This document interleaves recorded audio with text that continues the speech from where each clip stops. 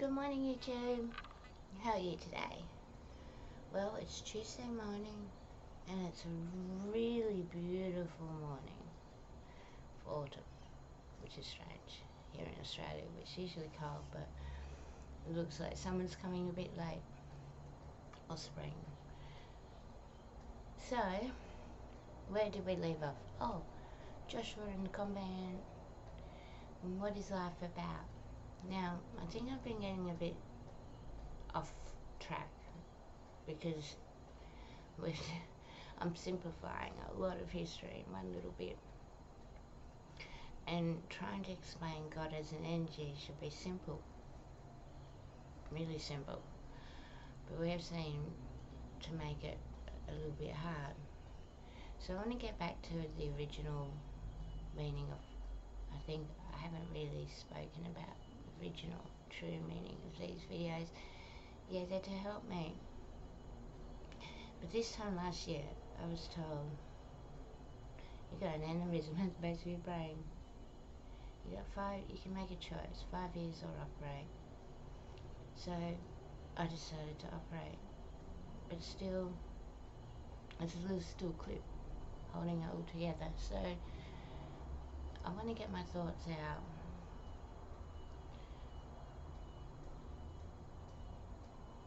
Just in case. But gee, I've been through a lot and I'm still here, so let's get back to the original meaning of this video. The Bible, to me when I was young, was an old person thing. It was a grandparents thing. My parents didn't really get into it. The Old Testament, it was confusing in a way, because in a way they took the writers of this book, took writings of other people along the way and sort of translated into a simple little book. So the Old Testament was thousands and thousands of years, and what I got out of it mainly was there was always people trying to unify, and with the division of knowledge, and poor and homeless and slaves and sacrificing and war, there was always a group of people that always popped up here and there of a single person, and always talked about a unity of energy in the way of their language of that day. Today we call it religion. I like to call it ethics, not law, just a set of guidelines for us to live by. And that's why Abraham, Moses, Noah, they all were one, but they weren't one by themselves. They were one with a lot of help of other people. And like the Ark of the Convent wouldn't have been able to bring the walls down if the people behind it didn't believe and didn't put the energy into it. So it's sad when we look at today and we see technology replace the energy of life in a way. But I'm not going to get sidetracked. I suppose that's for another set of videos. But this one, unity. So for all the stories in the Bible and all the miracles you see, they've all been a unified power in a way. Not one single person has signified them out, and if they have, they've learnt lessons from that and they've tried to write about it to help others. But then we come to the New Testament, and I guess for me, the New Testament is sort of like this pot plant and this bottle of milk and honey. On the outside, they look pretty cool.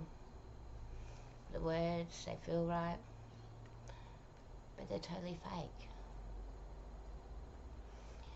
And there's no milk and honey in this.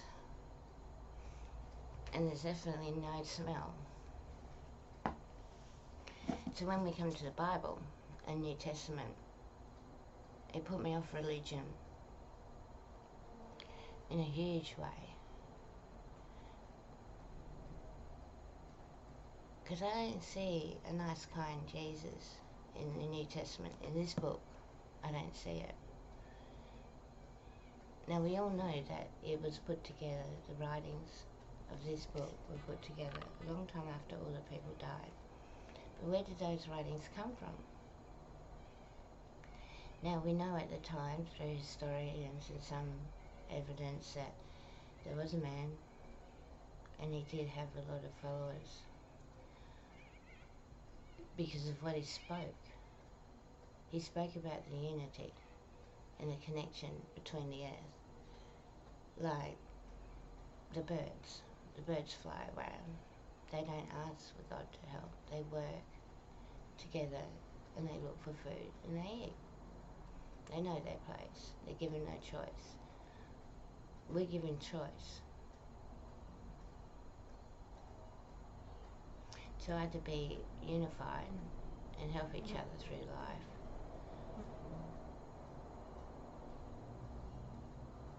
or live as one. And if we live as one, that will definitely end up as dust. As we can see, we're not really heading down to a world of peace. Everywhere we look here in the Western world, there's problems.